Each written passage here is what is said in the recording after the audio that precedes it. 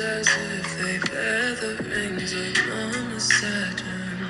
Stretch my vertebrae so we can climb it like a ladder. Hello again, peace and salutations. I really just pressed play again, but welcome. This is part 2. Like I said in part 1, I am unable to edit my videos when they're longer than certain value, and I would rather not struggle like that until I am able to afford and get better video stuff. But for right now, it's cool, it's okay. I already have the resources to do what I need to do, and that's all, that matters. And so where were we? Yes, understanding that we live in a system that breaks our root. And how do you break people's roots? Like, where does your safety begin? Your safety begins in your identity. When you feel safe enough to feel safe in who you are at your core, at your vibrational, energetic core, not based on your body, not based on your color, not based on gender, whatever other binaries that have been created by the system, but who you are at your vibrational core. If that is broken in childhood, and everywhere you go, you are taught that you are of no value unless you do XYZ, that changes how you are for the rest of your life. It changes your expressional code. It changes what you want, what you look at, what you listen to, what you embrace, what you don't embrace. It changes so much about your vibrational energy code. And so that is what living in a white supremacist system has done to people for the last since Christopher fucking Columbus sailed the ocean blue in 1492. Like, he fucked everything up and taught us how to assimilate to be like other white men, and have allowed this white men to exploit our systems. Anyway, this is a video about shadow work, but it all interconnects. It all ties in together, because we will continue to play into this system if we believe that this system is how we are supposed to live and how we are supposed to survive. Because our parents, and when we are children, everything around us is teaching us how to be human beings. And everything it's around us is teaching us how to not listen to our inner self, into our intuition. And it's teaching us how to follow code and how to follow law and how to follow rules. And those things will break you as a human being and then create another aspect of a shadow that I'm now diving into and learning. And I know that was a lot of talk, but that is what I wanted to say about shadow work and defining shadow work. And then spiritual journey. For me personally, I believe that everything is spiritual. I believe that to be here on this plane, oh, excuse me, let me get some water. Please don't judge me for drinking out this gallon.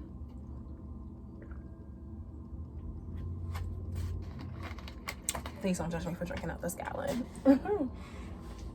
But for me, I believe that everything is a spiritual journey, and everything is, for me, I believe that everything is a spiritual journey. Everything is inherently spiritual. This manifestation being here. You know, I always ask people, like, pick your head up out of this cog that we've been forced into because of capitalism. And pay attention to like we are on a planet called Earth. Like, people are gonna look at me and be like, I'm crazy. But like, no, for real though. Like, we're on a planet called Earth, on a solar system. Like, and then if you believe, and then like, can you make sense of this? Make sense of the human experience for me. Science cannot make sense of the human experience. It's like, oh, the Big Bang created us. Even if a Big Bang created us, that's fucking magic. That's magic. Science is proof that magic is real. It is the mathematical equational proof that magic is a part of the human experience. A Big Bang led to little fish, led to land-grown water or land, and then anyway, go look up evolution. I'm not a teacher. But that led to this, led to this, led to that. That's magic. An atom bounced and created a molecule, and bounced and created a cell, and bounced and created a part, and it bounced and created other things. That is magic. That is beautiful, and we should embrace that. So pick your head up out of the cog and realize that. Now, The journey to picking your head out of the cog and realizing that, I have been on my healing, because a spiritual journey is a journey back home. It is healing, essentially, all of the parts of yourself that you have been taught to hate. And I wrote in my notebook, you probably can't even see, but maybe if you can, I wrote that the goal in the end is to love yourself, to love your life. That is what it is. It is to live in the light. It is to understand that, like, our human experience is so much more than just being manifested, going to school, my goal in life was to go to college. That's crazy.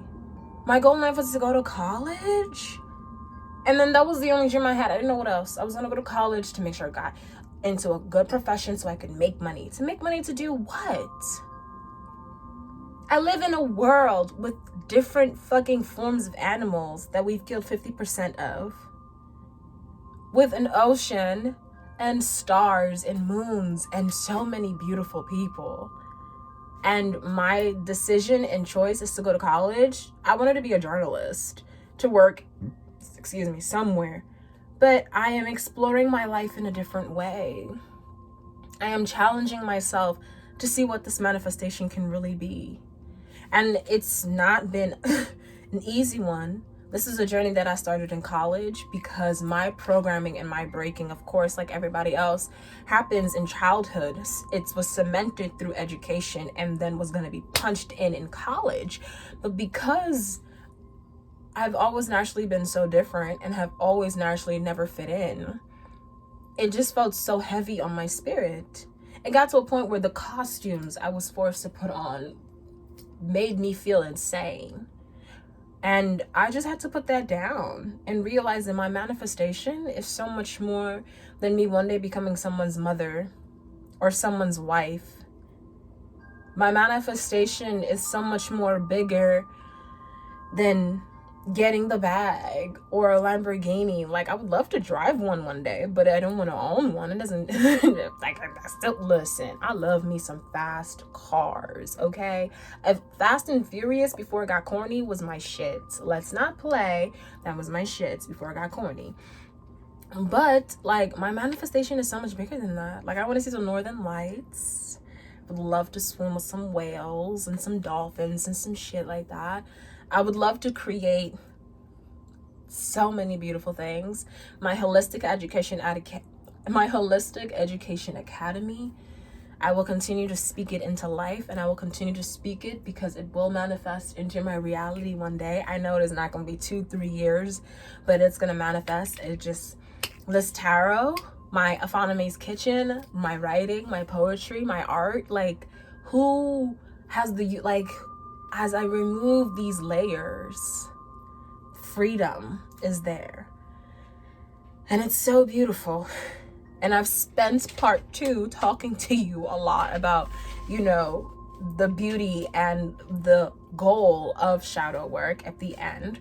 But I haven't really explained what shadow work is. And like I said in part 1, I pulled some cards in order to help me define and help people understand what shadow work really is and how to begin shadow work.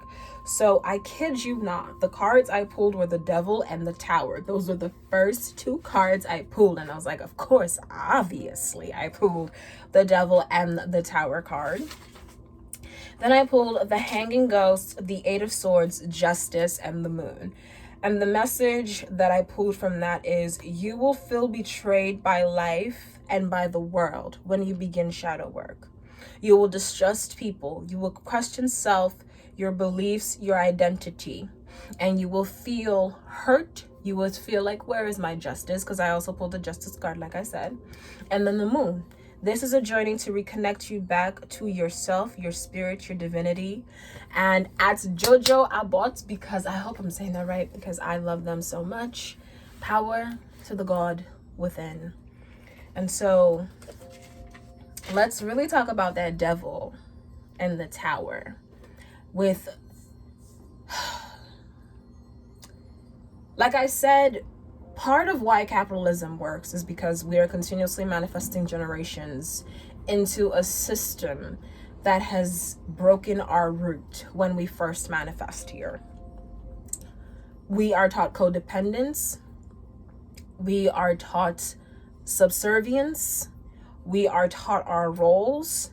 And all of these things play a role in breaking down our spirit. It plays a role in breaking down who we are. And so we start clinging on to things that are not healthy for us.